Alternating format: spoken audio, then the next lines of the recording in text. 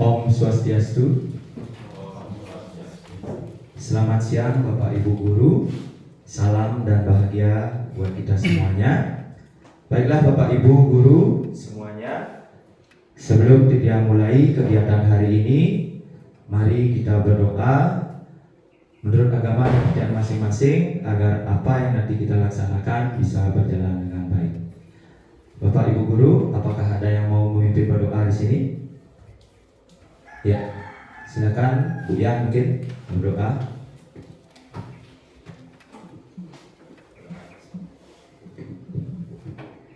Baiklah, mari kita berdoa sejenak.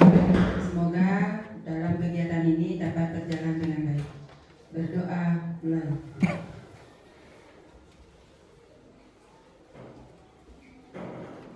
Berdoa selesai. Terima kasih Bu Yan sudah memimpin doa pada siang hari ini.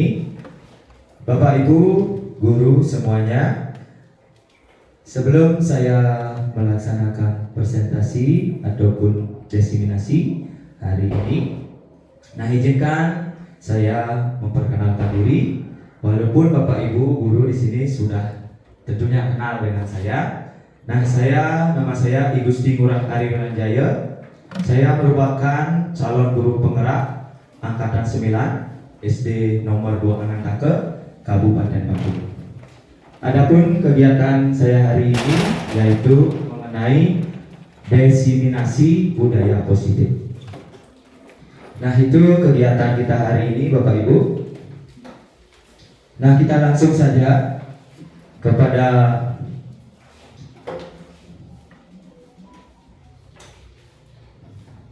materi.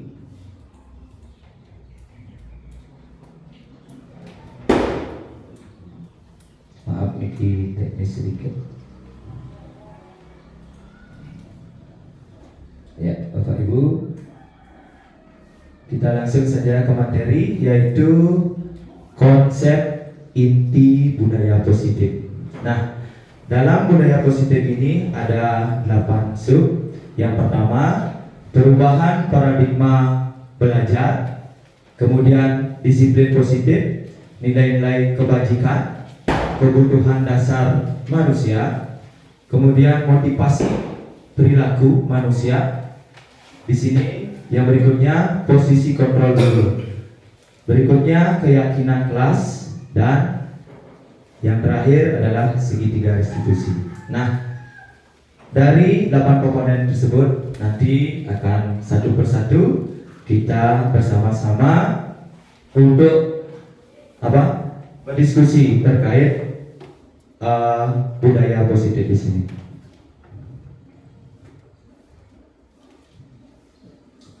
Bapak Ibu, yang pertama di sini pembelajaran dengan paradigma baru.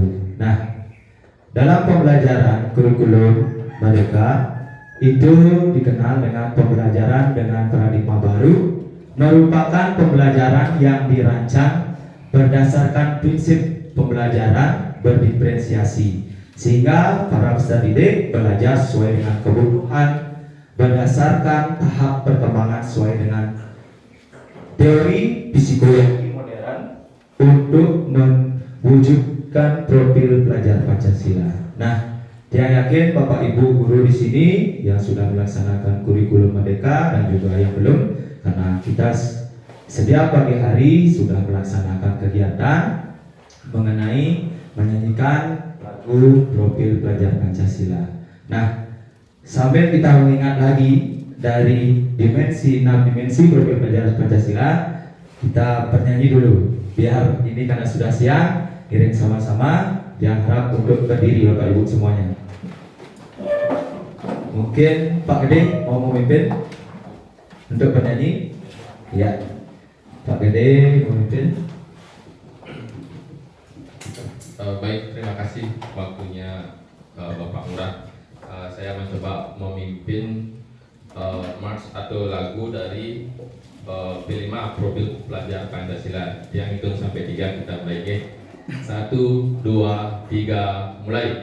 Belajar Pancasila, beriman dan bertakwa, pada Tuhan yang esa dan berakhlak mulia, berkebinekaan global, gotong royong mandiri, kreatif dan bernalar kritis. Ya, tepuk tangan dulu buat kita semuanya, dan khususnya Pak Gede. Terima kasih Pak Gede karena sudah memimpin menyanyikan lagu Profil Pelajar Pancasila. Nah, itu tadi yang pertama, Ibu sudah mengucapkan tadi, menyampaikan beriman dan bertakwa kepada Tuhan yang Maha Esa dan berakhlak mulia. Dan yang kedua itu berkebinekaan global, bergotong royong, mandiri, kreatif dan bernalar kritis. Nah, untuk elemen-elemennya mungkin setiap hari, kita pagi hari kepada anak-anak, dan yakin Bapak Ibu sudah memahami di sana.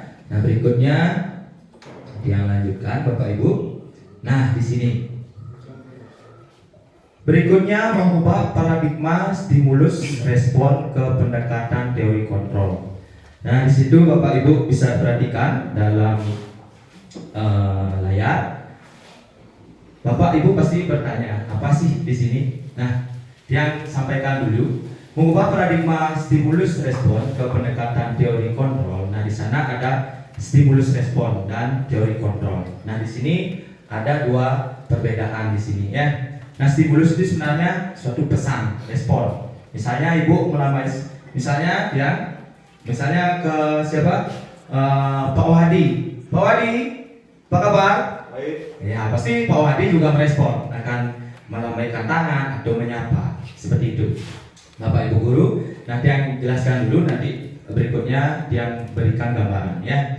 Nah, dalam tabel di sana stimulus respon, di sana ada realitas kebutuhan kita sama. Dalam stimulus respon itu dikatakan kebutuhan kita sama semuanya. Tetapi dalam teori kontrol berbeda, realitas kebutuhan kita tidak sama, berbeda-beda antara setiap individu. Nah, perkaitannya karena kita di sini guru, kita sendiri aja berbeda-beda. Apalagi khususnya siapa Bapak Ibu?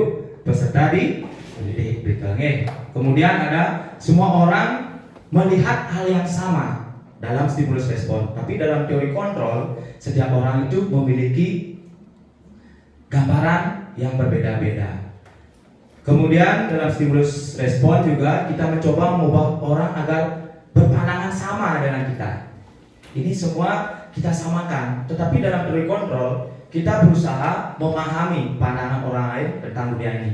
Nah, sebagai seorang guru, kita terhadap peserta didik harus bisa mempunyai pandangan bahwa pemahaman itu tentang dunia itu berbeda-beda, bukan kita samakan semua. Kemudian perilaku buruk dilihat sebagai suatu kesalahan. Dalam stimulus respon di sini, perilaku yang buruk itu pasti suatu kesalahan. Dalam teori kontrol, semua perilaku memiliki tujuan. Nah, apapun yang dilakukan oleh seseorang, baik itu kita, sebagai guru, apalagi peserta didik kita, pasti ada tujuannya sebenarnya di sana. Kemudian orang lain bisa mengontrol saya. Dalam stimulus respon dikatakan orang lain itu bisa mengontrol kita. Berarti kita itu adalah unsur intrinsik kita. Dikatakan orang lain bisa mengontrol. Nah, dalam teori kontrol hanya kita sendiri yang bisa mengontrol diri kita. Orang lain itu tidak bisa. Nanti saya akan jelaskan, saya akan gambaran, kasih sedikit. Kemudian berikutnya dalam stimulus respon, saya bisa mengontrol orang lain. Ibu guru merasa bahwa bisa mengontrol peserta didik di sana ya. Mungkin atau orang lain di sekitarnya, misalnya Bapak, misalnya kepala sekolah bisa mengontrol anak buahnya atau guru-guru, misalnya seperti itu, memiliki pandangan. Tapi dalam teori kontrol, Anda tidak bisa mengontrol orang lain sebenarnya di sana. Kemudian berikutnya stimulus respon, pemaksaan ada pada saat bujukan gagal. Nah, manusia biasanya pada saat melakukan bujukan gagal pasti akan melakukan pemaksaan, suatu tindakan pemaksaan. Biasanya seperti itu. Nah, dalam teori kontrol itu kolaborasi dan ke konsensus menciptakan pilihan-pilihan baru. Di sana ada pilihan-pilihan yang dapat tidak harus dipaksakan, walaupun kita bujuk, misalnya kita lakukan pemaksaan, tidak harus pemaksaan, tapi kita berikan pilihan-pilihan ya. Kemudian stimulus respon berikutnya, model berpikir menang kalah. Nah, dalam stimulus respon pasti ada yang menang, pasti ada yang kalah. Tapi dalam teori kontrol itu semuanya menang. Model berpikirnya menang-menang gitu. Nah, Bapak Ibu, pasti Bapak Ibu masih membayangkan apa sih di tabel ini? Nah, sekarang saya ajak Bapak Ibu untuk berpikir sedikit biar tidak, karena ini sudah siang. Kita coba di sini melakukan coba buka ya. Nah, di sini saya akan mengajak Bapak Ibu, salah satu dari Bapak Ibu yang harapkan mengepalkan tangannya satu. Misalnya siapa? Bu Yan, ya coba Bu Yan sudah pertama kali mengepalkan tangan. Bayangkan kepalan tangan Bu Yan ini yang ibu-ibu genggam di sini adalah sesuatu, mungkin bisa berdiri Bu Yan. Sudah siap soalnya, oke. Yuk, dibayangkan Bu Yan, yang di genggaman genggaman Bu Yan ini adalah sesuatu yang paling berharga dalam hidup Bu Yan. Apa itu? Silakan pikirkan. Bisa sesuatu barang ataupun makhluk hidup atau apapun itu. Ibu yang genggam di sana, bayangkan itu adalah suatu berharga. Nah, dari Bapak Ibu ada yang tugaskan untuk melakukan pujukan, rayuan, paksaan kepada Ibu Yan untuk mau membuka ataupun Bu Yannya tidak mau membuka nanti.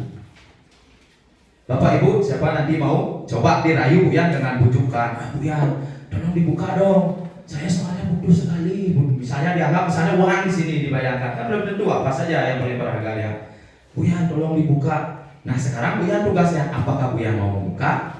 Nah, apabila nanti Bu Yan mau membuka, apa alasannya? Kenapa Bu Yan mau membuka? Terus apabila tidak, kenapa Bu Yan tidak mau membukanya? Nah, itu nanti ada dua pertanyaan. Nah, sekarang mungkin Pak Diajes, tolong bantu coba rayu. Siapa mau merayu Bu Yan Merti? Coba dibujuk dirayu. Pak Gede mungkin bantu, Pak Go. Ayo. Apapun boleh alasannya, dibujuk dirayu. Ayo, Pak Ajes sini. Pakai mic-nya satu. Boleh, giliran ya. Nah, Pak Ajes mungkin di sini biar kelihatan karena ya Pak Ajes coba dirayu. Bu Yan pokoknya bayangkan sesuatu yang paling berharga dalam Bu Yan, cepat buka. Apanya dibuka ini? Kepala hati-hati ya. Dibuka kepalanya Bu Yan karena saya membutuhkan anak saya sekarang sakit, misalnya seperti itu Pak Dias. Karena ini direkam, hati-hati sedikit. Ayo dirayu, wala asase misalnya ada bukan. Nah, dipaksa. Nah, ini pemaksaan mungkin Rajes. Oh, nah ternyata Bu Yannya tidak mau membuka. Nah, coba siapa yang mau lagi? Mungkin dengan cara Pak Ajes, mungkin dengan dipaksa diambil tangannya tadi. Nah, Pak Gong coba. Ya. Tepuk tangan dulu buat Pak Ajes karena sudah mau membujuk. Pak Gong. Oke. Nah, ini dengan mengiming-imingkan dibujuk bagaimana, apakah Bu Yannya mau apa nak mau buka di sana? Mau dibuka? Oh tidak, berarti Pak Gongnya gagal juga. Tepuk tangan dulu buat Pak Gongnya. Padahal sudah iming-imingkan. Ada yang mau rayu lagi? Nah, ya Pak kepala sekolah, ayo coba mau merayu katanya Riki. Mungkin tadi sudah maaf Pak tangan kiri. Ada yang dengan paksa diambil tangannya juga. Ada rayuan Nabi kasih apa nggak Pak? Saya nggak tahu dan diambil dari satunya. Mungkin Bapak Kepala Sekolah. Yes, semua Niki yang akan coba merayu Bu Yan. Kebetulan yang lebih tua pasti. Lebih pengalaman berarti. Ya, tepuk tangan dulu. Yes, semua Bu Yan. Nah, ini ke Bu Yan. Nah, terus diajak Niki. Unas dulu Niki. Panah dia dalam Bu. Bu yang bisa mengobati. Coba dibuka tangannya Bu, bisa nggak gitu? Nah, mau apa nggak? Itu terserah Bu Yannya ya. Kalau memang berharga sekali, ya. Itu bisa. Kalau panah dia kita luas Bu, kayaknya Bu ini Bu makin kan yang di dulu. Pokoknya dia kan ngidam buka. Iya. Ya, tepuk tangan dulu bagi Bapak Kepala Sekolah. Iya. Berarti ketiganya. Gagal masih dia nanti nak kadang-kadang aja kalau masih kita. Nggih, nanti terima kasih Bapak Kepala Sekolah. Tepuk tangan dulu. Nggih, nggih. Nah, sekarang Bu Yan yang harap masih berdiri. Nah, di sini tadi saya sudah menyatakan ada 2 pertanyaan. Nah, dari ketiga bujukan ternyata Bu Yan tetap bersikukuh untuk tidak membuka. Nah, berarti pertanyaan yang kedua, Ibu Yana tidak mau membuka dan apa alasannya Bu Yan di sana tidak membuka? Apa sih yang digenggam yang Bu Yan bayangkan di sana? Kenapa saya tidak mau membuka kepalan tangan saya? Karena di tangan saya itu hanya ada anak saya. Iya. Tepuk tangan dulu buat Bu Yan ya, karena itu adalah suatu yang berharga, tidak bisa diduakan ya. Betul sekali. Sekali lagi tepuk tangan buat kita semuanya. Nah, iya.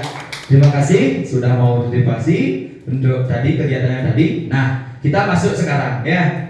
Nah, kenapa saya ajak seperti itu? Nah, Bu Yannya di sana tidak mau membuka kepala tangannya karena beliau itu membayangkan bahwa itu adalah suatu yang paling berharga, yaitu anaknya di sana tidak akan diberikan pada orang lain. Nah, saya bertanya di sini.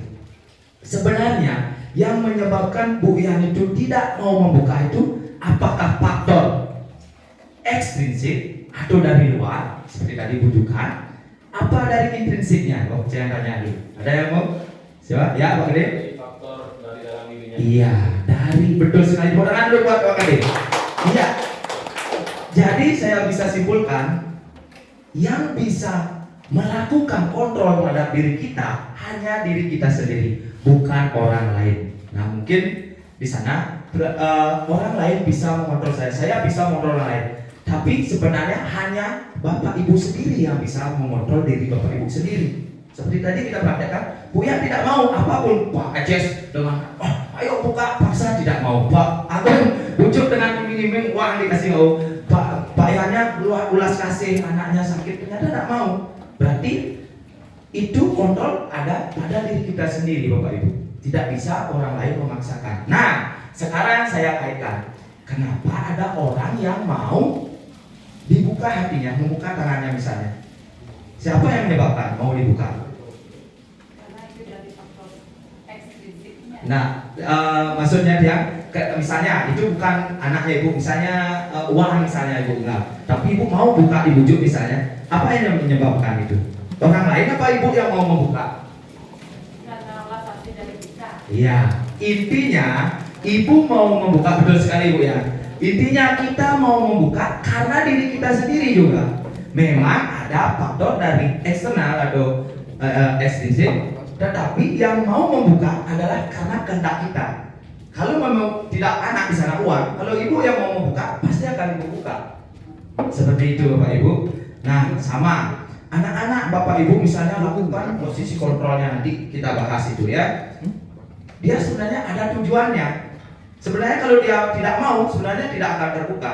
Itu yang menyebabkan bisa dia mau dia membuka, terbuka dirinya itu karena dari faktor dirinya sendiri. Itu sebenarnya yang kita pahami mengenai paradigma stimulus respon ke pendekatan teori kontrol. Oke Bapak Ibu, kita lanjutkan.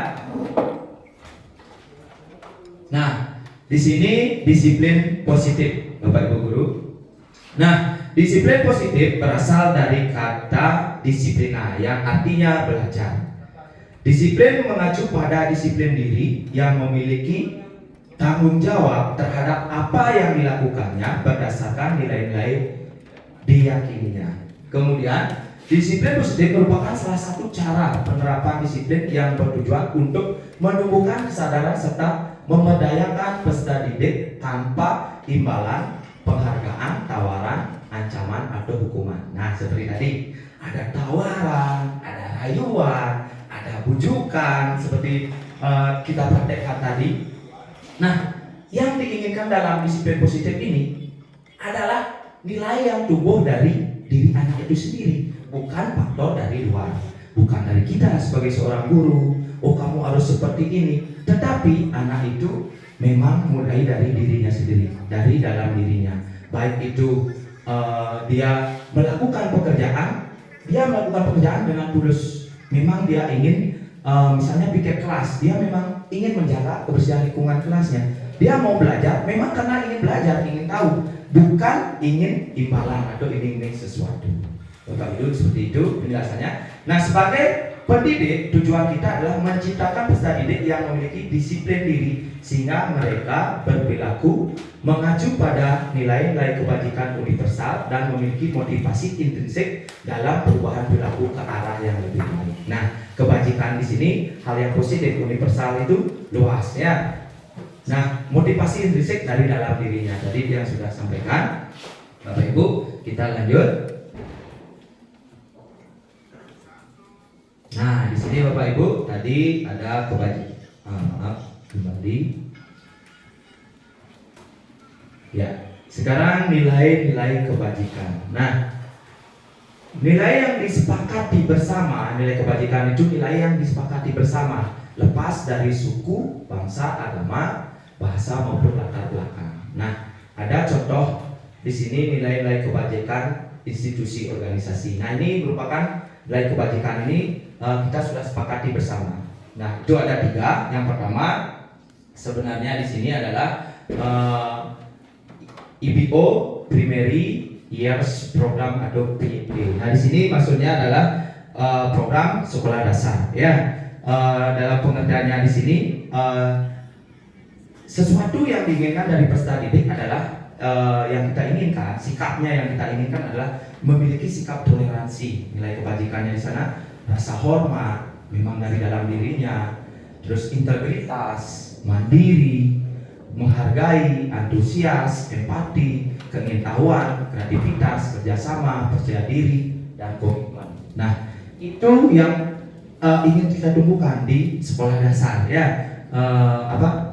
Sikap-sikapnya. Berikutnya adalah profil pelajar Pancasila. Nah, tadi sudah pertama kita menyanyikan dalam profil pelajar Pancasila itu terdiri dari sikap yang akan ditumbuhkan sana: beriman, bertakwa kepada Tuhan Yang Maha Esa dan berakhlak mulia, berkebinekaan global, gotong royong, mandiri, kreatif dan bernalar kritis. Nah, dan yang ketiga, keterampilan hidup atau life skill. Nah, ini sangat penting. Nah, mungkin yang sudah melaksanakan kurikulum Merdeka. Nah, di sini life skill itu untuk abad 21 itu sangat penting sekali, Bapak Ibu. Makanya sikap yang diinginkan di sini peserta didik itu nanti anak-anak yang kita ingin sikapnya yang kita ingin capai di sini adalah dapat dipercaya. Itu modal utama, harus dapat dipercaya. Kemudian lurus hati, tidak pelin-pelan misalnya. Kemudian pendengar yang aktif. Dalam pengertiannya dalam diskusi, mau mendengarkan, memberikan kesempatan kepada temannya. Kemudian tidak merendahkan orang lain dan memberikan yang terbaik bagi dirinya. Nah, sikap-sikap seperti itulah yang ingin kita capai dalam nilai-nilai kebajikan, Bapak Ibu. Baiklah Bapak Ibu, kita lanjutkan lagi. Nah, nanti semua dari apa yang slide sampaikan itu semua memiliki keterkaitan. Masih ada tanda tanya.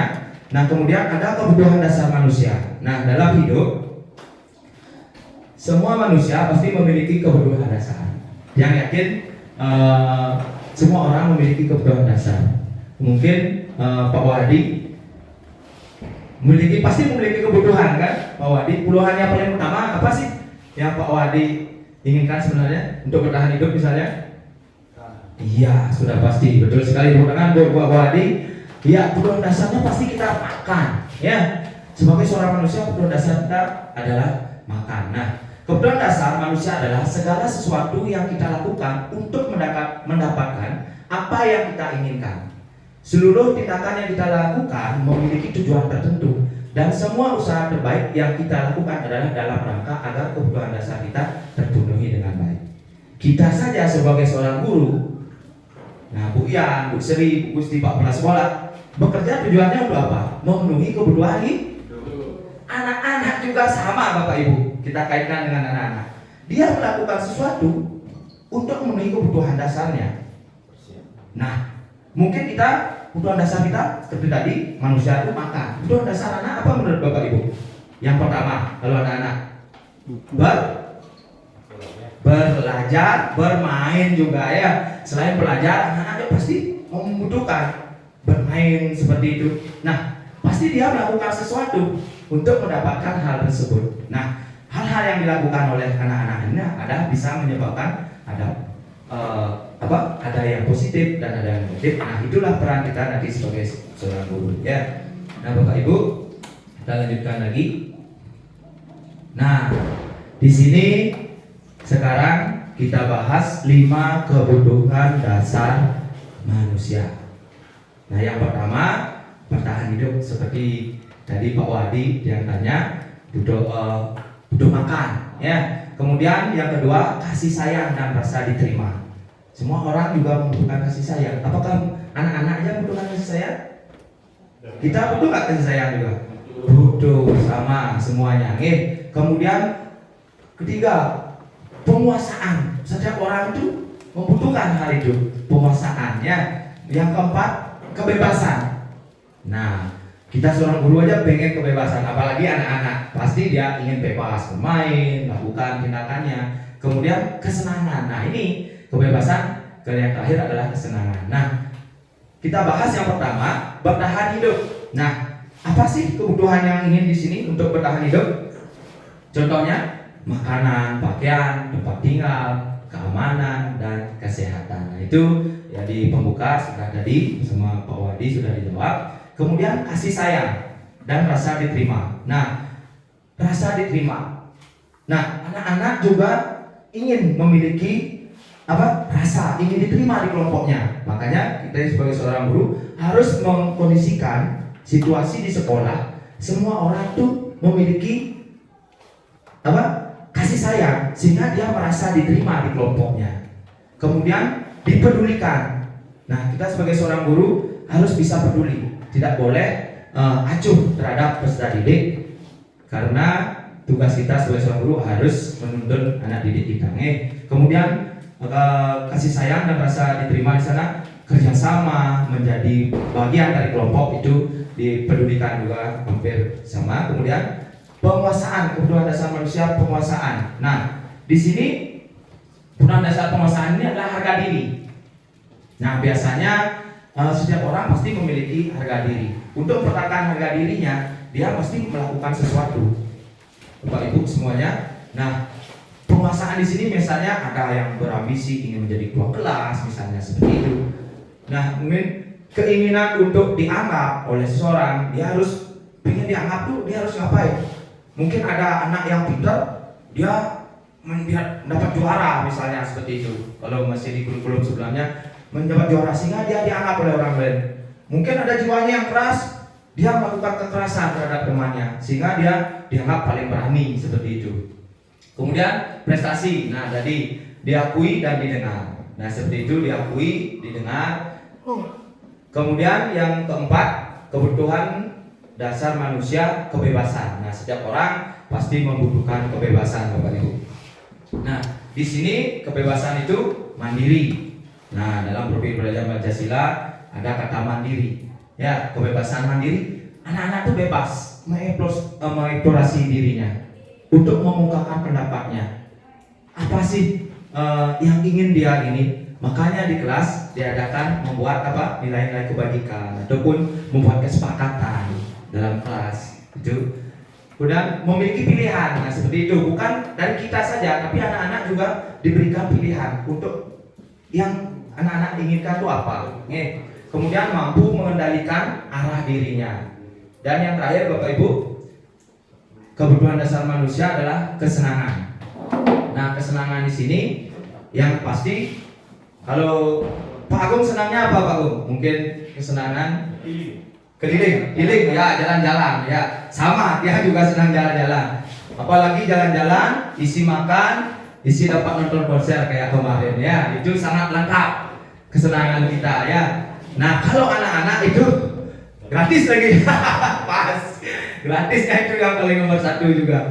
Nah, anak-anak juga bermain, humor, bermain dengan riang, dengan tertawa dan antusiasme, ya. Antusiasme di sana, rasa antusias memiliki dalam melakukan sesuatu. Nah, Bapak Ibu, itu 5 kebutuhan dasar. Ada yang bertanya Bapak Ibu terkait semuanya tadi? Tidak ya? Nah, nanti kita adakan interaksi terkait apa yang sampaikan. Nah, berikutnya Bapak Ibu, motivasi perilaku manusia. Nah, di sini Dian sudah menyampaikan tadi pada saat kegiatan pertama sama Bu Yan, dalam motivasi perilaku manusia itu ada dua faktor. Faktor motivasi dari ekstrinsik dan intrinsik. Ekstrinsik itu adalah dari faktor dari luar, bukan dari diri kita sendiri. Dan faktor yang kedua, motivasi intrinsik, itu yang berasal dari diri kita sendiri. Nah, kita mulai dari motivasi ekstrinsik dari luar. Nah, di sana dikatakan untuk menghindari ketidaknyamanan atau hukuman. Nah, anak-anak kita kaitkan dengan kependidikan. Peserta didik melakukan sesuatu di sekolah, misalnya Bapak Ibu, misalnya dia mengerjakan PR. Nah, sekarang kalau ekstrinsik yang dilakukan dia dari luar, dia melakukan itu sebenarnya untuk menghindari ketidaknyamanan, hukuman. Kalau saya tidak membuat PR, nanti saya dihukum. Seperti itu. Karena ada nilai-nilai yang tidak positif dia pikirkan di sana. Kalau nanti saya berdiri di depan. Seperti itu Bapak Ibu. Kemudian ekstrinsik yang kedua, untuk mendapatkan imbalan dan penghargaan dari orang lain. Anak-anak selalu melakukan sesuatu itu berdasarkan bukan dari hati dalam dirinya, tetapi dia melakukan sesuatu karena ingin dapat imbalan untuk menghindari hukuman. Nah, itu yang perlu kita ubah dalam pemikirannya, paradigma sekarang. Jangan faktor intrinsik ini yang lebih berkembang dalam anak. Karena apa? Anak itu melakukan sesuatu bukan karena dari dalam hatinya, bukan karena keingintahuannya, bukan karena ingin belajarnya, tetapi karena anak-anak itu ingin mendapatkan imbalan. Contohnya, pangman juara, pangman, wah kamu rajin sekali misalnya gitu, misalnya dari gurunya, itu sudah termasuk imbalan. Bukan dia karena kesadarannya sendiri, misalnya piket bersama, piket pagi-pagi, dia hanya ingin perhatian dari gurunya, bukan dari hatinya ingin menjaga sekolah ini biar bersih. Seperti itu. Itulah motivasi ekstrinsik Bapak Ibu. Bisa dipahami Bapak Ibu? Nih, kita lanjutkan ke motivasi intrinsik. Nah, di sini motivasi memang dari dalam diri. Nah, di sini untuk menjadi orang yang mereka inginkan dan menghargai diri sendiri dengan nilai-nilai yang mereka percaya. Nah, seperti yang katakan tadi, mereka itu ke sekolah datang untuk piket. Memang anak itu ingin menjaga kebersihan lingkungan sekolahnya karena dia merasa memiliki sekolah ini. Kalau sekolah ini bersih, sekolah ini indah, sehingga anak itu akan nyaman belajar karena sekolah itu adalah rumahnya dia. Itu yang kita inginkan. Misalnya dia mengerjakan PR, dia mengerjakan PR memang karena ingin belajar, ingin tahu, bukan ingin mendapatkan imbalan dari gurunya, mendapat ucapan, kamu bagus sekali, kamu pintar sekali. Bukan itu. Bukan juga untuk menghindari ketidaknyamanan atau hukuman. Nanti saya dihukum kalau tidak mengerjakan PR. Seperti itu Bapak Ibu. Berarti motivasi ekstrinsik itu dilakukan karena ada sesuatu yang dia inginkan, ada imbalan, atau menghindari ketidaknyamanan atau hukuman. Kalau ekstrinsik memang dari dalam hatinya ingin belajar atau ingin tahu. Seperti itu Bapak Ibu. Baiklah Bapak Ibu. Nah, kita di sini akan ada interaksi sedikit. Nah, dia sudah siapkan. Yang kemarin habis tempelannya, nanti ditulis saja. Nah, mungkin diperhatikan, Pak Gede mungkin sudah dapat berkonsultasi kemarin ya terkait, karena kita sharing walaupun tidak diseminasi, apapun yang dapat dalam pendidikan guru penggerak ini selalu yang sharing dengan teman-teman walaupun tidak di kegiatan resmi seperti hari ini. Nah, di sini perbedaan hukuman dan konsekuensi. Nah, Bapak Ibu coba diperhatikan ada tabel biar Bapak Ibu memahami. Nah, di sana dalam tabel ada hukuman dan ada konsekuensi. Nah, nanti saya ajak suatu kegiatan ini Bapak Ibu. Nah, Bapak Ibu, perbedaan hukuman dan konsekuensi. Di dalam tabel ada tabel hukuman dan ada tabel konsekuensi. Nah, dalam hukuman dinyatakan sesuatu yang menyakitkan dan harus terjadi. Dan dalam konsekuensi sesuatu yang memang harus terjadi. Nah, masih abstrak di sini. Pelan-pelan. Sekarang yang kedua, membuat anak sakit dalam hukuman itu, fisik maupun hatinya untuk jangka waktu lama. Sedangkan konsekuensi membuat anak merasa tidak nyaman dalam jangka waktu yang pendek. Ada perbedaan nggak yang poin kedua ini, Bapak Ibu? Ada. Ada persamaan nggak? Ada nggak? Ada. Tetap ada persamaan. Ada merasa tidak nyaman tetap anak-anak dalam konsekuensi. Dalam hukuman sudah pasti dia merasa sakit. Misalnya, Bapak Ibu anak didiknya datang terlambat sampai di sekolah. Bapak Ibu suruh nyalin di kelas, kamu karena terlambat sekarang salin, tulis saya tidak akan mengulangi hal ini lagi, tidak akan terlambat lagi sebanyak 100 kali, itu misalnya. Nah, menurut Bapak Ibu itu hukuman apa konsekuensi? Nah, hukuman, betul sekali. Tepuk tangan buat kita semuanya.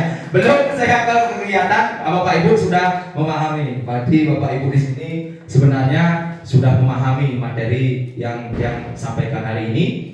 Kenapa? Nanti dia jelaskan itu biar tidak lama karena nanti juga ada penjelasannya. Nah, kemudian dalam konsekuensi membuat anak merasa tidak nyaman dalam tapi jangkanya pendek. Itu aja perbedaannya. Tapi anak-anak tetap merasa tidak nyaman di sana.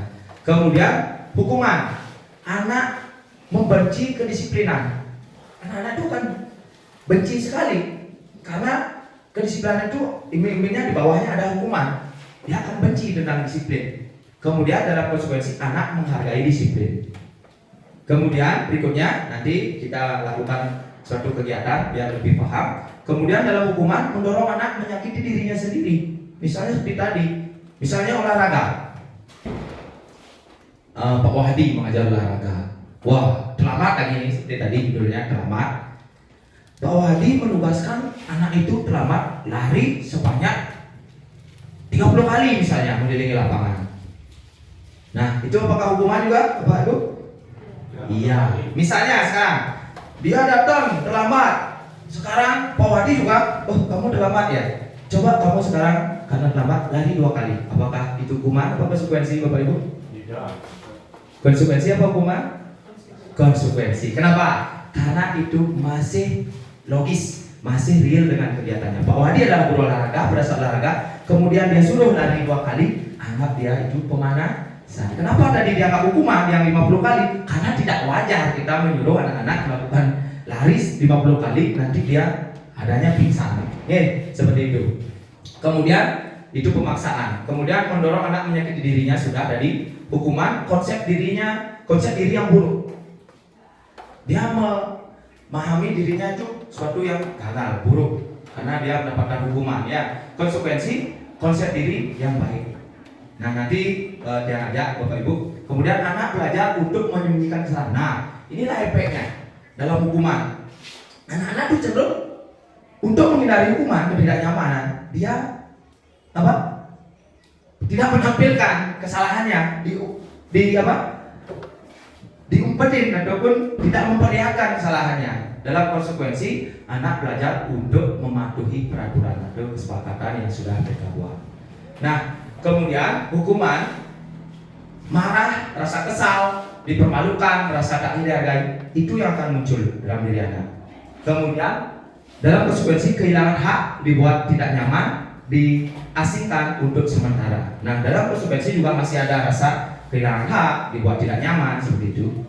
Nah, pada dasarnya hukuman itu sifatnya, Bapak Ibu, sifatnya tiba-tiba tanpa direncanakan, sehingga anak-anak itu tidak tahu konsekuensi apa yang akan dia dapat kalau itu hukuman. Kalau dia dalam konsekuensi itu sudah disepakati. Apa sih yang sudah disepakatinya? Dia sudah bersama-sama melakukannya. Itu perbedaannya. Tetapi tetap dalam konsekuensi masih ada rasa ketidaknyamanan, berarti Bapak Ibu. Berarti hukuman dan konsekuensi ini sebenarnya masih ada kemiripan tapi ada perbedaan. Baiklah Bapak Ibu, intinya hukuman itu sesuatu yang tiba-tiba tanpa tidak direncanakan, sehingga anak-anak dia merasa tidak siap. Nah Bapak Ibu yang mungkin ini sudah siang, biar tidak mengantuk, nah coba diperhatikan yang memiliki di sini berapa itu? 1, 2, 3, 4, 5, 6, 7 tindakan guru. Nah, coba saya satu-satu nanti mungkin ke depan silakan ditulis. Mari kita diskusikan. Coba Bapak Ibu semuanya, Bapak Ibu guru, Bapak kepala sekolah juga perhatikan. Di sana ada tindakan-tindakan guru dalam sebuah kalimat. Nah, itu termasuk hukuman apa konsekuensi? Silakan Bapak Ibu perhatikan di sana sebelum mengambil keputusan atau menulis yang nomor 1 itu termasuk hukuman apa konsekuensi, seperti itu. Ya, silakan dibaca dulu. Nanti satu-satu dia berikan kesempatan untuk ke depan. Jangan takut salah di sini. Kita bersama-sama ya. Di sini dia juga bukan mengajarkan Bapak Ibu, tetapi dia melakukan apa? Sharing bersama, berkolaborasi bersama Bapak Ibu terkait materi hari ini. Ada yang sudah tahu? Ada yang mau? Yang pertama, mencatat 100 kali di dalam buku kalimat saya tidak akan terlambat lagi karena terlambat sekolah. Anak itu disuruh karena terlambat, dia disuruh menulis di sebuah buku saya tidak akan terlambat sebanyak 100 kali. Sebenarnya tadi sudah dia dapat singgung. Ada yang mau? Pertama, Pak. Ya, Pak, silakan Bapak ke depan. Maaf ini kasih tahu Bapak kepala sekolah.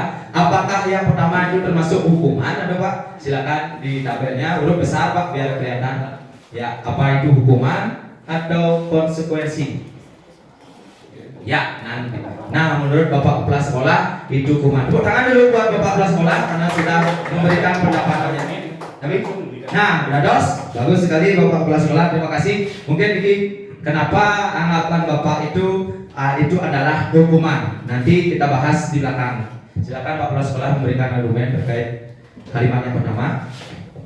Baik, Pak Lurah selaku calon guru pura, apa yang disampaikan tentang tindakan guru mengenai apakah ini hukuman atau konsekuensi, menurut dia ini hukuman karena dilihat dari interval yang dilakukan anak-anak untuk menulis, mencatat sebuah kalimat saya tidak akan terlambat lagi karena terlambat ke sekolah.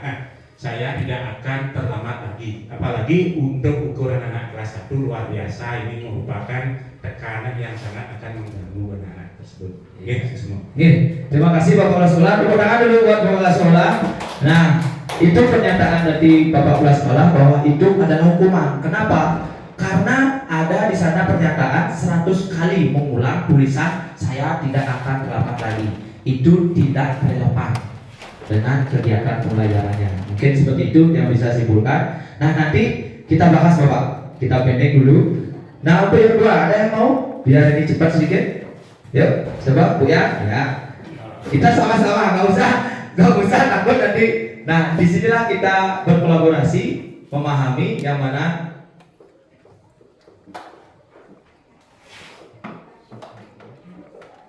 ya, menurut Bu ya konsekuensi. Bapak Bu ya mau beri pendapat atau nanti sekalian? Ya, nanti saja. Kemudian yang ketiga, siapa mau? Bapak Ibu guru, ayo. Ya, Bu Mas. Jangan untuk ingat ini bukan nanti saya menyatakan oh ini salah. Nah, ya, kita bersama-sama mencari di sini berkolaborasi untuk memahami ini yang mana sih hukuman, yang mana sih konsekuensi. Karena di sini kita semuanya adalah pendidik, biar kita tahu oh ini ternyata hukuman loh, oh ini konsekuensi loh. Nah, seperti itu Bapak Ibu.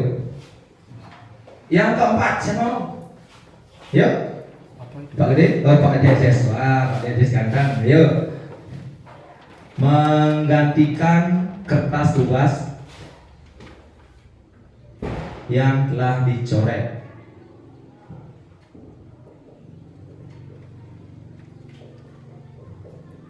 Ya, tepuk tangan dulu buat Pak Dejes, Bu Gian dan Bu Mas. Lagi 3 ini, siapa yang mau? Pak Gung, ya, Pak Gede yang ke berikutnya. Ayo Pak Gede, langsung ke depan Pak Gede bersama-sama. membersihkan tumpahan air di meja kelas karena tersenggol.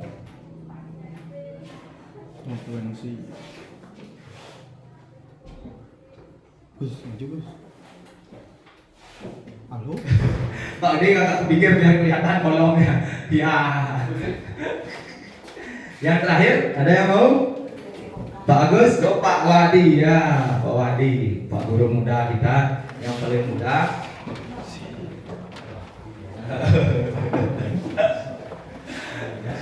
Kemudian yang terakhir, lari mengelilingi lapangan 2 kali, apa konsekuensi atau hukuman? Nah, Bapak Ibu ini juga sama. Saya sebagai guru penggerak juga diberikan kegiatan ini sebenarnya. Oke. Nah, sekarang Bapak Ibu kita akan bahas. Nggak usah nanti dia akan tidak bahas nomor 1 siapa mengerjakan. Mungkin nomor 1 masih bisa diingat Pak kepala sekolah. Nah yang lainnya mungkin sudah lupa karena banyak rentangannya. Kita nggak usah lihat salah benarnya, tapi kita di sini bersama-sama memahami yang mana sih hukuman dan yang mana konsekuensinya, Bapak Ibu. Nah, perhatikan Bapak Ibu, tulisan Bapak Ibu masih ada.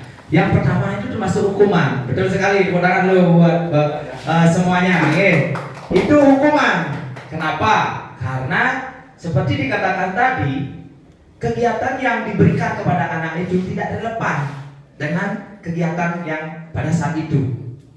Dalam pengertiannya, dia menulisnya dalam pelajaran betul, tetapi 100 kalinya itu yang menyebabkan tidak linear, tidak mau relevan, sehingga anak-anak menganggap itu adalah suatu hukuman karena melebihi. Kalau Bapak Ibu suruh nulis 5 kali ya tidak masalah, nanti beda, bukan hukuman jadinya. Bisa dipahami Bapak Ibu? Bagaimana? Betul atau tidak? Iya, betul, karena itu sudah isi. Kemudian lari mengelilingi lapangan 2 kali karena terlambat hadir di sekolah. Nah, ini kan lari Pak, fisik kita disuruh dipaksa lari. Tetapi karena kegiatan ini adalah kegiatan olahraga, yang disuruh adalah lari, masih normal 2 kali, masih relevan, berarti itu bukan termasuk hukuman. Mungkin ya itu terlambat sebelumnya, sebelum dia datang itu teman-temannya sudah pemanasan. Pak Wahdi sudah berpikir, oh dia biar tidak tahu dia kesalahannya dia, disuruh lari 2 kali, sehingga masih wajar dilakukan, bukan hukuman jadinya. Seperti itu Bapak Ibu. Mana? Oh ya maaf, ini konsekuensi ya, bukan hukuman. Ini salah diperhatikan ya, maaf. Betul sekali, betul. Tepuk tangan dulu buat Pak Kade, karena itu bukan hukumannya. Oh, ini bukan olahraga ya? Oh maaf, ini saya salah baca. Oh yang terakhir PJOK ya, itu termasuk hukuman, maaf. Ya, termasuk hukuman. Kalau yang PJOK Bapak kira PJOK itu termasuk hukuman ya Bapak Ibu. Maaf, yang keliru ini. Ya, Bapak kira yang PJOK, kalau saya baca 2 kali lapangan basket. Maaf, ini lari mengelilingi lapangan basket 2 kali karena terlambat hadir di sekolah. Ini tidak ada kaitannya dengan olahraga, walaupun dia isi lapangan basket. Maaf ini Bapak Ibu guru, karena di sekolah itu ada lapangan basket, dia datang ke sekolah itu terlambat, dia suruh mengelilingi lapangan, itu termasuk hukuman, walaupun 2 kali. Iki Bapak Ibu, contoh ya misalnya Bapak anak itu terlambat datang ke sekolah, kemudian dia tidak ikut disalio, Bapak Ibu suruh mengelilingi lapangan basket. Seperti itu. Mungkin kalimatnya di sana mungkin Bapak Ibu tanya, maaf, ini tadi saya keliru, Bapak yang kira dia olahraga. Nah, ternyata yang terakhir ya, itu termasuk hukuman Bapak Ibu. Mungkin ada yang pendapat, mungkin ada pertanyaan, ya. Kalau kita lihat dari volumonya ini kan hanya 2 kali, rasanya itu termasuk konsekuensi. Ya. Kalau hukuman menurut yang itu tidak. Ya, bagus sekali. Ya, tepuk tangan. Inilah waktunya kita berkolaborasi, berdiskusi ya. Seperti yang sampaikan tadi Bu ya, ini konteksnya bukan olahraga, bukan pelajaran olahraga. Tapi kalau untuk keliling lapangan 2 kali itu rasanya tidak terlalu berat bagi anak. Nah, tidak terlalu berat, betul. Tetapi kaitannya ke fisik apa tidak Bu ya? Ya fisik tapi kan tidak menguras sekali. Nah, tetapi konteksnya tidak pada kegiatan olahraga. Itu dia garis bawahi Bu ya. Kalau dia kenapa yang terakhir? Nah, kita hubungkan yang terakhir ini. Maaf, tadi dia keliru yang bayangan yang di sini. Lari mengelilingi lapangan basket 2 kali karena terlambat 10 menit untuk pelajaran PJOK. Sudah jelas di sini pelajaran PJOK. Di sini maksudnya bukan pelajaran PJOK. Lambat sekolah karena dia tidak ikut apel, ikut disadio pagi bersama seperti sekolah kita. Itu dia disuruh lari. Kegiatan yang diberikan oleh gurunya itu tidak linearitas ataupun tidak masuk dalam konteks pembelajaran. Kenapa yang terakhir itu bukan hukuman, konsekuensi? Karena itu masuk ke konteks pembelajaran ya. Bagaimana? Masih ada tanya? Nggih. Nah itu nanti kita jadikan bahan ngobrol, bagus. Dia tidak menutup memang akan terjadi seperti itu. Seperti itu yang kita inginkan. Biar tidak apa yang dia sampaikan nanti dia sebagai bahan juga, Bapak Ibu. Nah betul sekali, tetapi ini lagi sekali bukan, ini dia garis bawahi karena linearitasnya di sana dia lari 2 kali, kegiatannya bukan kegiatan olahraga Bu ya. Makanya misalnya jangankanlah ini Bu ya, misalnya dia terlambat datang ke kelas belajar nih, Bu yang suruh membersihkan WC, walaupun itu setengah menit, itu adalah hukuman karena pada saat itu adalah pelajaran IPA.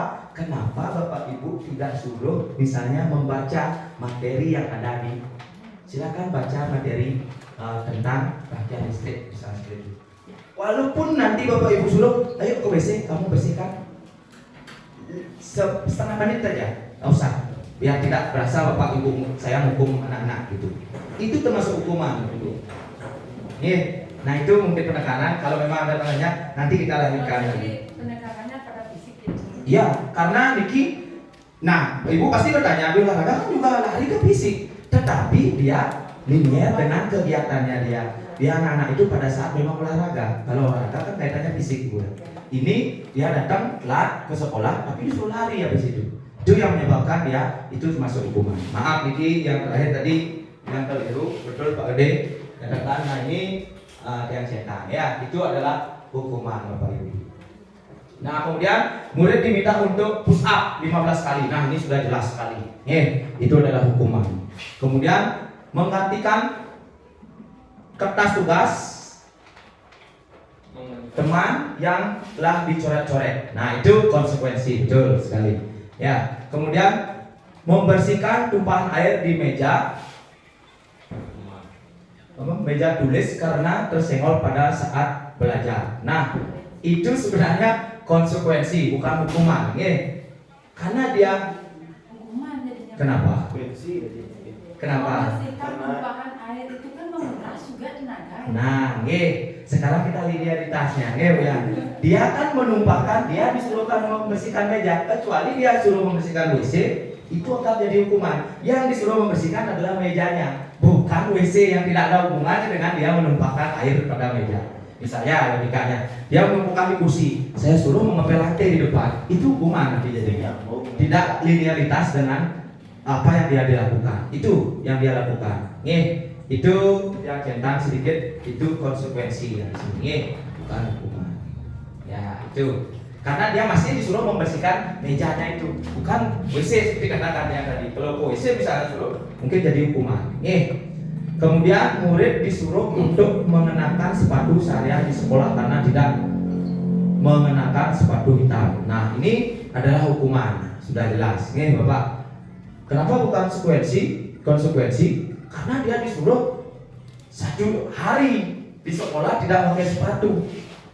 Padahal mungkin dengan cara menanyakan kenapa dia tidak memakai sepatu hitam. Tapi murid disuruh untuk mengenakan sepatu seharian di sekolah karena tidak mengenakan sepatu hitam. Dia itu tidak nah aturan di sekolah ada peraturan harus menggunakan sepatu hitam, tapi dia tidak menggunakan sepatu putih. Kemudian dia dihukum karena dia baju putih, karena semuanya harus hitam. Dia itu suruh melepas seharian. Apakah itu hukuman? Ya hukuman jadinya, bukan konsekuensi. Walaupun memang dalam peraturan itu seharusnya pakai sepatu hitam. tetapi gurunya itu menyuruh dia melepaskan sepatu. Ini kaitannya ke fisik juga nanti. Ya maksudnya ini jam pelajaran sampai Sabtu. Nanti Berarti kan ditinggalin murid di sekolah gitu. Sampai pulang. murid maksudnya kan dia melakukan aktivitas di sekolah Pak, tetapi dia tidak pakai sepatu karena dia lain daripada teman yang lain. Nah itu menggunakan sepatu Dato.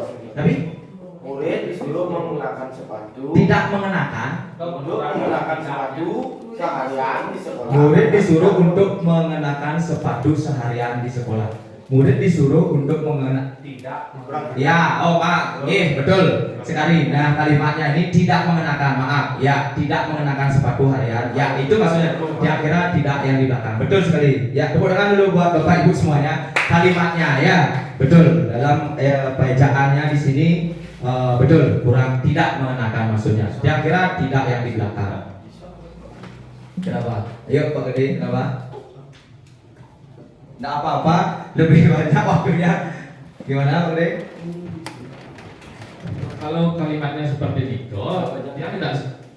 Kalau sudut pandangnya tidak menyalahkan, kalimat itu benar juga. Kenapa? Murid disuruh untuk mengenakan sepatu seharian di sekolah karena tidak mengenakan sepatu hitam. Sebenarnya mengenakan itu katanya dia menanggalkan sebenarnya. Maksudnya begini mungkin itu.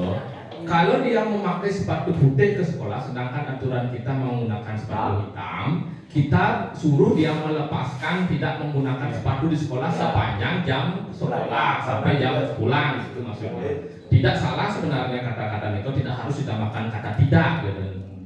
Nah, murid disuruh untuk mengenakan sepatu seharian di sekolah. Murid disuruh untuk mengenakan sepatu seharian di sekolah karena Untuk mengenakan sepatu seharian, kan memang harus mengenakan sepatu. Dia yang suruh. Oke, betul sekali.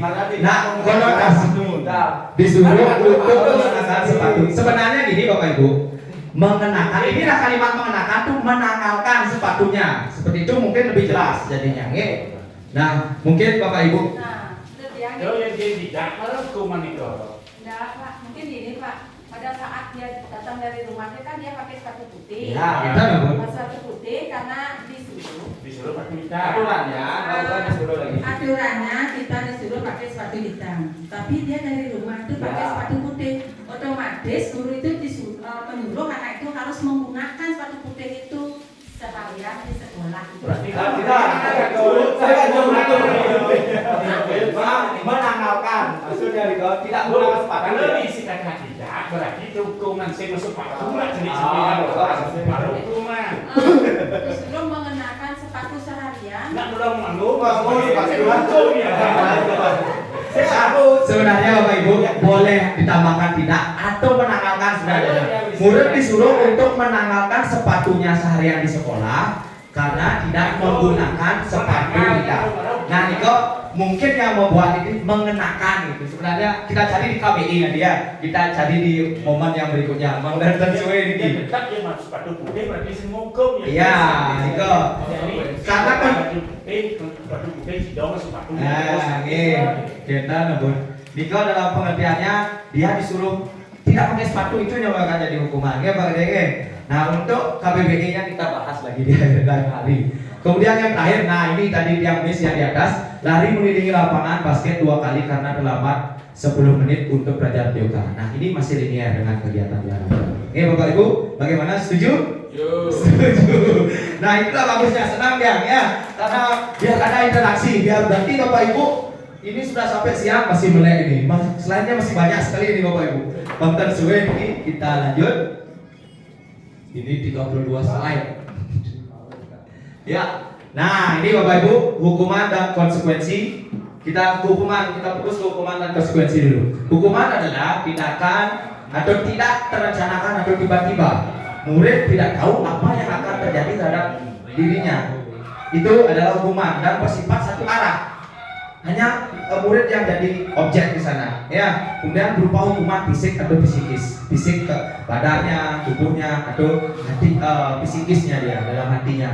Itu hukuman Bapak Ibu, tidak terencanakan, tiba-tiba. Kemudian konsekuensi terencana disepakati sesuai dengan peraturan murid, tetap dibuat tidak nyaman. Sikap guru selalu memonitor murid, itu adalah konsekuensi, ya. terencana tetapi sudah disepakati Bapak Ibu, tapi tetap dia tidak membuat nyaman. Nah, ini yang ketiga, ada namanya restitusi. Nah Bapak Ibu, nanti ini yang kita akan bahas. Restitusi adalah proses menciptakan kondisi bagi murid untuk memperbaiki kesalahan, kemudian proses kolaboratif yang mengajarkan murid untuk mencari solusi. Di sini dalam kegiatan murid itu melakukan kesalahan, kita menciptakan kondisi untuk memperbaiki kesalahan dari diri anak itu, kemudian dia mencari solusinya sendiri. Itu restitusi Bapak Ibu. Kita lanjutkan Bapak Ibu, karena ini semua terkait. Nah, kemudian kita berikutnya ke posisi kontrol guru. Nah, di sini posisi kontrol seorang guru memiliki. Nah, di sini ada 5 posisi kontrol nanti Ibu, Bapak Ibu. Nah, miskonsepsi, salah pemahaman tentang teori kontrol ya. Yang pertama, ilusi, pemahaman mengenai guru mengontrol murid. Nah, itu sebenarnya salah Bapak Ibu. Miskonsepsinya di sana, Ibu merasa bahwa murid itu bisa kita kontrol. Tadi kita sudah kan belajar sebenarnya menentukan kita membuka tangan itu siapa? Diri kita sendiri kan, bukan orang lain. Kemudian ilusi bahwa kritik dan membuat rasa bersalah mampu menguatkan karakter. Ibu biasanya, oh kamu ke sekolah, orang tuamu bekerja di rumah, kamu tidak mau belajar, itu merupakan membuat rasa bersalah pada diri anak. Nih, kemudian ilusi bahwa semua penguatan positif efektif dan bermanfaat, misalnya dengan memberikan imbalan suatu itu Ibu akan efektif. Sebenarnya itu ada konsekuensinya ya. Kemudian ilusi bahwa orang dewasa berhak memaksa. Nah, kita rata-rata di sini guru adalah orang yang lebih dewasa daripada anak didik kita. Bahwa kita jangan sampai memiliki pikiran bahwa kita adalah apa? Berhak memaksa anak didik kita. Tidak boleh seperti itu Bapak Ibu. Nah, di sini Bapak Ibu kita lanjutkan. Ada 5 posisi kontrol guru. Nah, ada hukuman, kemudian membuat rasa bersalah, kemudian teman, ada pemantau dan manajer. Itulah ada 5 posisi kontrol guru. Menurut Bapak Ibu, cepat saja sedikit Ibu. Menurut Ibu, mana yang ingin Bapak Ibu gunakan di sini? Sisi kontrol seorang guru. Yang mana? Ayo cepat sedikit karena waktu. Nah, dimanapun, baik di luar kelas, ada yang buang sampah sembarangan, posisi kontrol yang mana? Gimana, Pak Gede? Yang mana menurut Pak Gede? Posisi manajer. Oh, manajer. Ya, menurut Pak Gede manajer ya. Nanti kita bahas Pak Gede ya. Kita pancing aja dulu. Kita lanjut karena ini penjelasan materinya. Nah, sekarang kita bahas contoh penerapan 5 posisi kontrol guru. Nah, kasus siswa tidak memakai atribut lengkap saat upacara bendera. Nah, mungkin nggak pakai topi, nggak pakai, tadi nggak pakai sepatu kan contohnya. Nah, penghukuman, contoh kegiatan penghukuman yang dilakukan guru di sini karena siswa itu tidak pakai atribut dalam upacara, dia menugaskan siswanya itu untuk hormat pada bendera selama 1 jam. Upacara saja hampir 20 menit, tapi anak ini disuruh hormat pada bendera 1 jam. Itu merupakan posisi kontrol penghukum Bapak Ibu. Kemudian membuat merasa bersalah. Nah, di sini berapa kali Ibu, kalimat yang dikeluarkan oleh guru, berapa kali sih Ibu harus memberitahu kamu selalu saja mengecewakan Ibu. Itu rasa bersalah. Ataupun misalnya, kasihan kamu sama orang tuamu, kamu bekerja, orang tuamu bekerja di rumah, kamu melakukan hal seperti ini di sekolah, itu misalnya.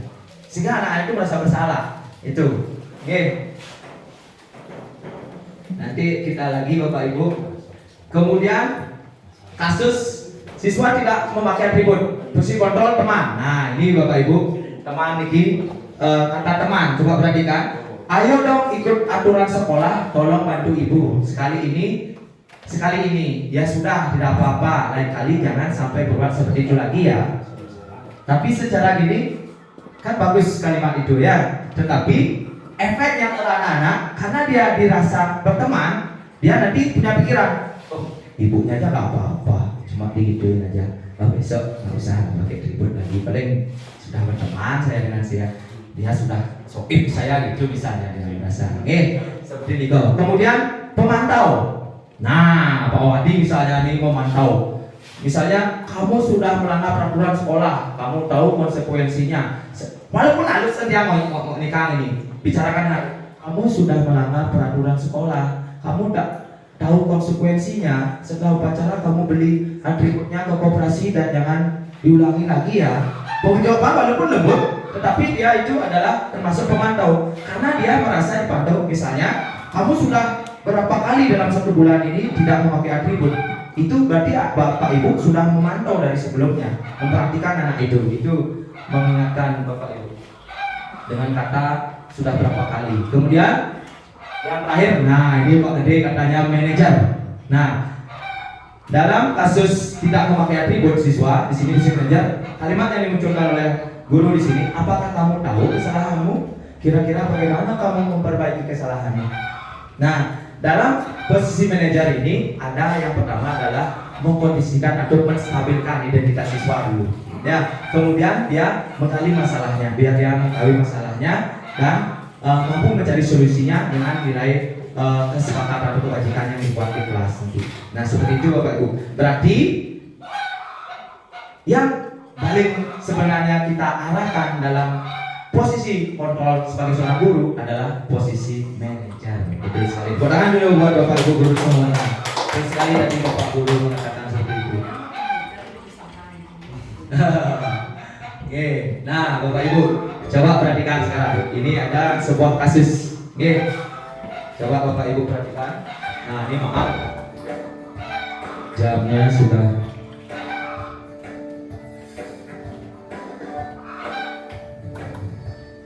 Halo, Bapak Ibu Guru, calon guru penggerak. Video ini akan menampilkan 5 adegan interaksi guru dan murid. Silakan menonton dan merefleksikannya.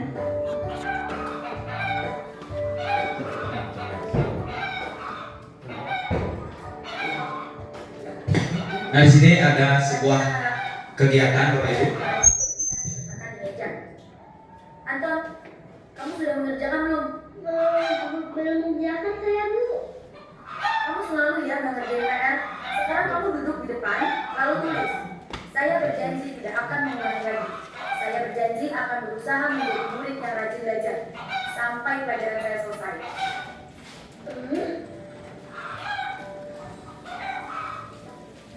Itu kegiatan A, Bapak Ibu. Kegiatan A ya, Bu Guru.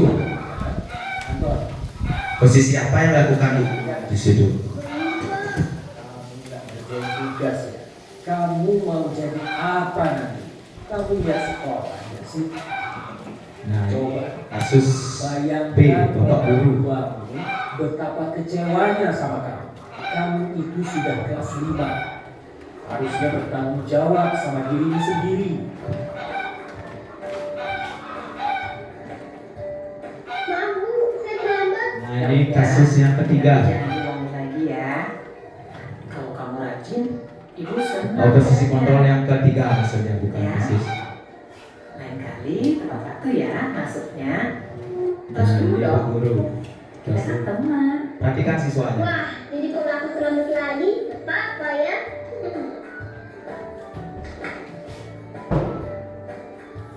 Kamu kok gak pakai baju Nah, ini olahraga? Pak Wahadi ini benar ya. Bapak catat kamu sudah Nah, ini 3 posisi kontrol kali apa yang keempat ini kasus ikut yang olahraga bulan ini. Iya, yang Pak. kasus D ini posisi 3 kontrol kali apa? berarti saya dapat sanksi, Pak. Nah, ini kasus yang E yang terakhir. Bu, Posisi kontrol yang tugas. lakukan guru. Maaf ya, Bu. Saya terlambat ngumpulin tugas. Kenapa kamu terlambat mengumpulkan tugas? Iya, Bu. Saya kalau sore bantuin Ibu jaga warung. Gak sempat ngerjain tugas. Kira-kira nih, apa yang bisa kamu perbaiki supaya kamu bisa mengerjakan tugas tepat waktu? Coba, kapan biasanya kamu membantu ibu jualan? Setiap benar sampai jam 8 malam, Bu. Bagaimana kalau kamu membuat jadwal? Kapan kamu akan mengerjakan tugas? Oh, gitu ya, Bu. Saya coba deh, Bu. Terima kasih, Bu. Nah, Pak Ibu. Iya, seperti itulah posisi kontrol yang dilakukan dari 5 guru di sana. Nah, itu ada posisi kontrol yang pertama, yang A Bapak kita anggap, B, C, D, E. Ada 5 di sana. Yang A posisi kontrol apa sih yang dilakukan oleh Bu Guru tadi? Masih ingat nggak? Iya, betul sekali. Menghukum, tepuk tangan dulu buat Bu Guru. Menghukum di sana posisinya ya. Yang tadi. Kemudian yang B itu adalah posisi apa? Iya, perbuatan merasa bersalah kepada anak. Yang C itu teman. Seperti urutannya. Yang keempat, iya, pemantau. Betul. Saya lihat kamu sudah 3 kali nggak ikuti kegiatan olahraga. Dan yang terakhir itu adalah manajer. Ya, Bapak Ibu. Nah, yang dihimbau Bapak Ibu untuk melakukan fungsi kontrol yang terakhir yaitu manajer. Ya. Nah, sekarang sanalah kaitannya Bapak Ibu, lagi sedikit saja. Nah, keyakinan kelas. Sebelum kita melakukan segitiga diskusi, kita melakukan keyakinan kelas terlebih dahulu. Maaf Ibu. Lagi kembali. Nah, pembentukan keyakinan kelas di sini kita harus memperhatikan yang pertama, untuk membuat suatu keyakinan kelas kita harus bersifat abstrak Bapak Ibu. Nanti kita jelaskan. Kemudian berupa pernyataan universal yang luas, dibuat dalam pernyataan positif sedikit saja agar mudah diingat, kemudian sesuai dengan kondisi kelas dan sekolah sehingga mudah diterapkan, dan yang terakhir semua warga sekolah, warga kelas dilibatkan saat membuat keyakinan kelas. Berarti dalam suatu kegiatan Bapak Ibu tidak melibatkan anak, ya seperti itu. Kalau tidak melibatkan nanti, nah ini Bapak Ibu ada peraturan dan keyakinan kelas. Nah, kalau dalam peraturan di sana, contohnya selalu kembalikan buku ke tempatnya. Itu kata-katanya. Dari kalimat saja itu misalnya tidak boleh menaruh buku, ada kata tidak boleh. Nah, dalam keyakinan kelas kita harus menghindari kalimat-kalimat yang tidak positif. Di sini contohnya dalam keyakinan kelas tanggung jawab seperti itu. Kita ganti dengan kalimat tanggung jawab. Kemudian dalam peraturan dilarang mengganggu orang lain. Dalam keyakinan kelas kita menggunakan kalimat hormati orang lain seperti itu. Kemudian dalam peraturan juga hadir di sekolah 15 menit sebelum pembelajaran dimulai. Nah, di keyakinan kelas menghormati orang lain, berkomitmen seperti itu kalimatnya. Kemudian dilarang melakukan kekerasan dalam suatu peraturan. Kemudian dalam keyakinan kelas keselamatan dan menghormati orang lain, ya. Kemudian dalam peraturan kalimat ada dilarang menggunakan narkoba. Nah, dalam keyakinan kelas itu kesehatan, sifatnya universal, abstrak. Pergantian atau menunggu giliran, menghormati orang lain, misalnya dalam berdiskusi. Kemudian gunakan masker, kesehatan dan keselamatan di sana. Dalam keyakinan kelas kalimat positif, ya, budaya positif yang kita gunakan, kalimatnya juga kalimat positif. Jangan berlari di kelas atau koridor, keselamatan dan keamanan itu Bapak Ibu. Mungkin Anda tanya, ya kita lanjutkan. Nah, ini sekarang baru kita ke segitiga restitusi Bapak Ibu. Sebelum kita mengarah ke segitiga restitusi, kita harus membuat suatu keyakinan dalam kelas. Nah, segitiga restitusi suatu proses dialog yang dijalankan oleh guru agar dapat menghasilkan murid yang mandiri dan bertanggung jawab. Nah, dalam segitiga restitusi ini ada 3 komponen. Yang pertama, menstabilkan identitas. Nah, seperti dilakukan pada manajer itu Bapak Ibu. Tadi kata-kata yang disampaikan oleh Ibu Guru yang terakhir, yang kelima, itu menstabilkan identitas sebenarnya dia. Kemudian yang tahapan yang kedua adalah validasi tindakan yang salah. Validasi dulu tindakannya. Contohnya menstabilkan identitas. Misalnya kasusnya, saya melihat murid saya membuka buku secara ulangan. Saya lakukan, kamu tadi buka buku ya?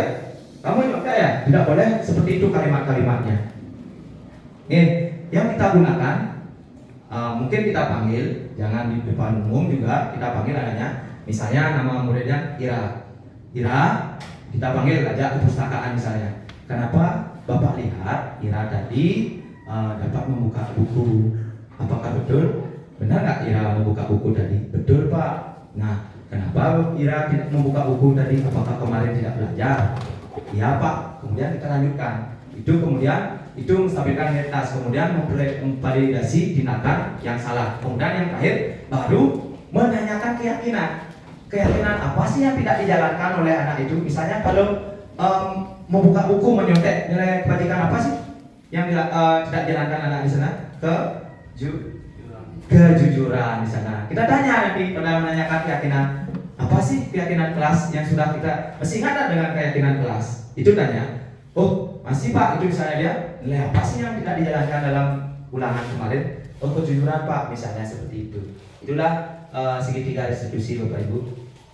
Kemudian yang berikutnya menstabilkan identitas. Nah, ini penjelasan mengenai segitiga restitusi. Yang pertama, berdasarkan prinsip membuat kesalahan adalah bagian dari proses pembelajaran. Kesalahan itu adalah proses pembelajaran Bapak Ibu. Bukan kesalahan itu nanti dianggap menjadi suatu musibah atau dihukum nanti. Nah, dalam menstabilkan identitas dalam segitiga restitusi, yang kita lakukan adalah berbuat salah itu wajar. Kalimat-kalimat yang kita keluarkan nanti pada saat berbuat salah itu sebenarnya wajar. Bapak aja pernah salah. Seperti itu dulu. Nanti bukan itu saja, nanti ada kalimat-kalimat berikutnya. Nanti biar nggak ada kalimat, oh nanti yang salah, biar nggak ada pertanyaan seperti itu. Nah, tidak ada manusia yang sempurna. Kata-kata yang dikeluarkan dalam menstabilkan identitas. Ibu bapak juga pernah melakukan kesalahan.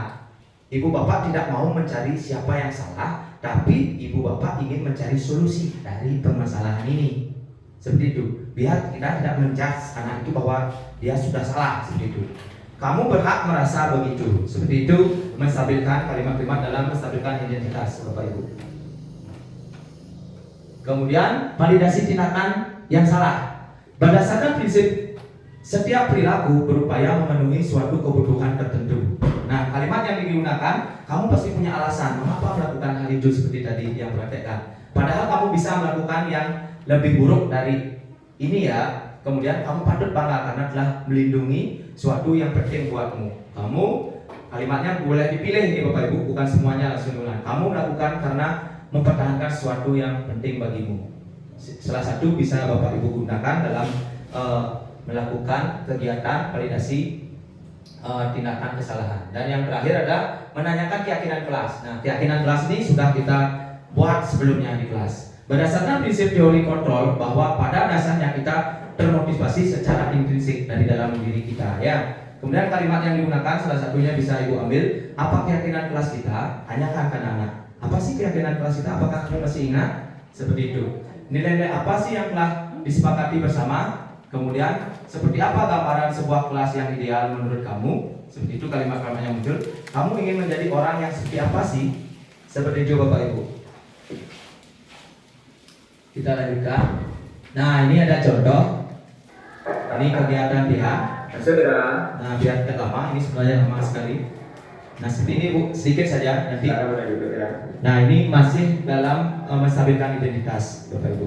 Nah, ini kita siapkan teks Bapak Ibu.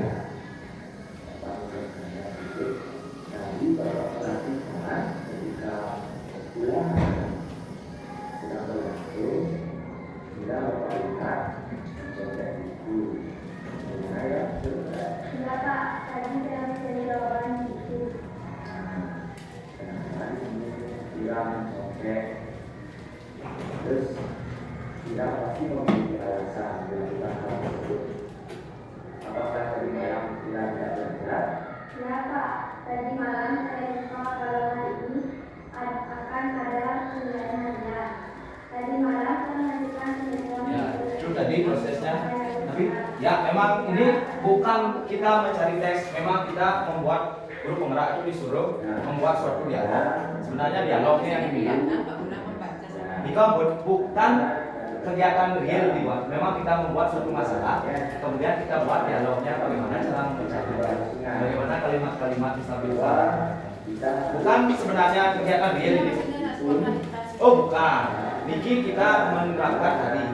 Tapi maksudnya di sini kita menerapkan segitiga restitusi itu. Kita disuruh sengaja memang disuruh membuat suatu dialog. Kita yang membuat kasus. Kan belum tentu ada kasus pada saat yang kegiatan. Kita membuat kasus misalnya anak ini kita lihat seperti ini, apa sih penanganan kita? Inilah proses dialognya gitu. Kalau memang bisa sih betulnya bagus, seperti bilang biar seperti real. Tapi kenyataannya memang kita disuruh membuat dialog.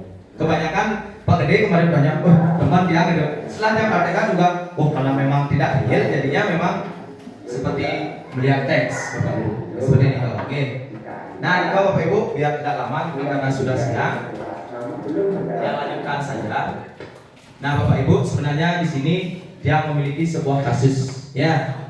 Nah, sebenarnya coba perhatikan sedikit mantan ini. Saya sedang duduk di teras kantor saat jam istirahat. Saya memperhatikan ada murid yang bernama Wahyu membuang sampah sembarangan. Kemudian saya mendekati Wahyu dan menyapanya supaya ke ruang perpustakaan untuk berdiskusi. Nilai kebajikan kelasnya di sini disiplin.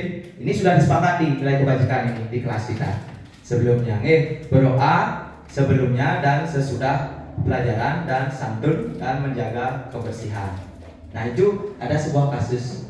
Nah, coba misalnya kalau Bapak Ibu melaksanakan ini, apa sih yang Bapak Ibu lakukan setelah melihat membahas tentang segitiga diskusi, kesepakatan kelas di sana. Nah, bagaimana sih caranya kita dari kasus melihat Wahyu membuang sampah itu menstabilkan identitas anak dulu? Bagaimana sih kalimatnya? Nah, seperti itu. Coba mungkin sedikit dipikirkan. Nggak usah lah panjang, sedikit saja. Apa sih pertama yang dilakukan untuk menstabilkan identitas di sana? Ada yang mau langsung?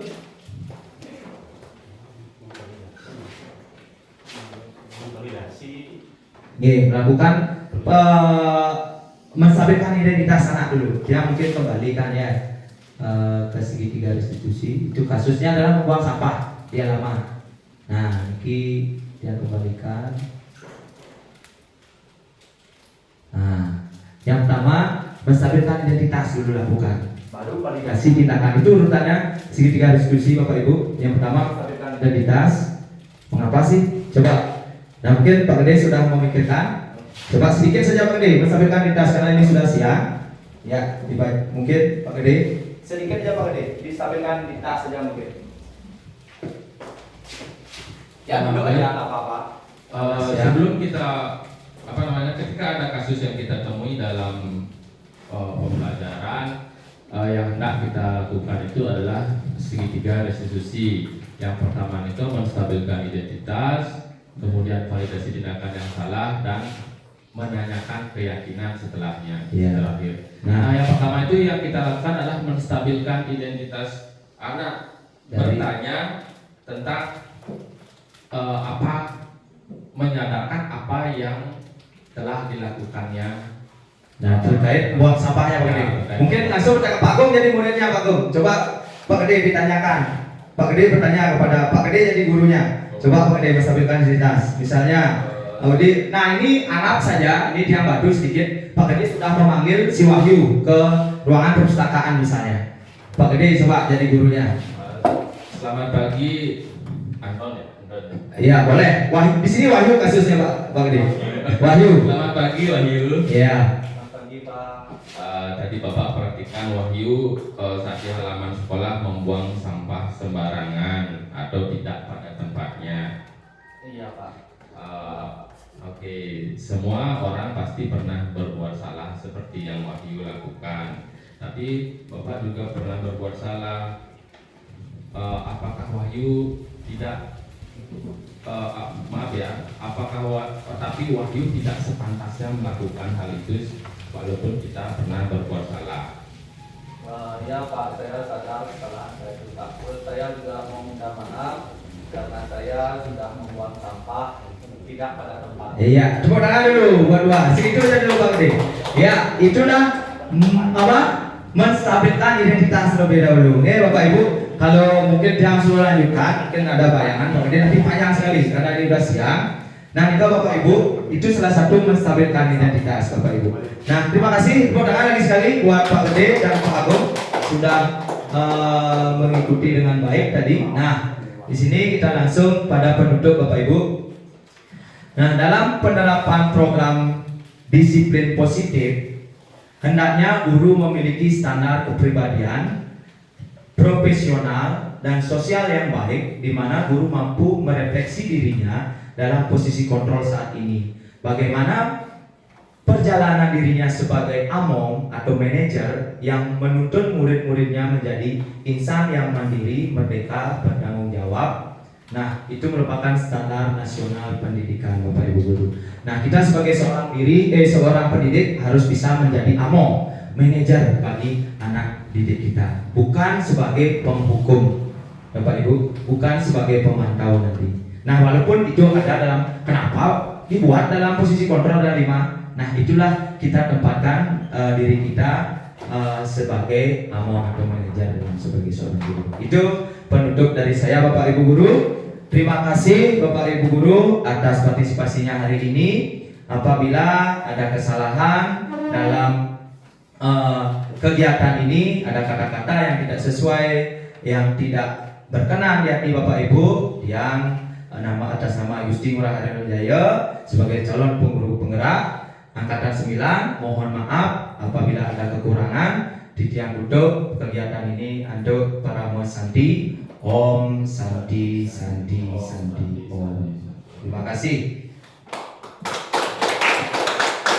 Terima kasih Bapak Ibu, tepuk tangan dulu.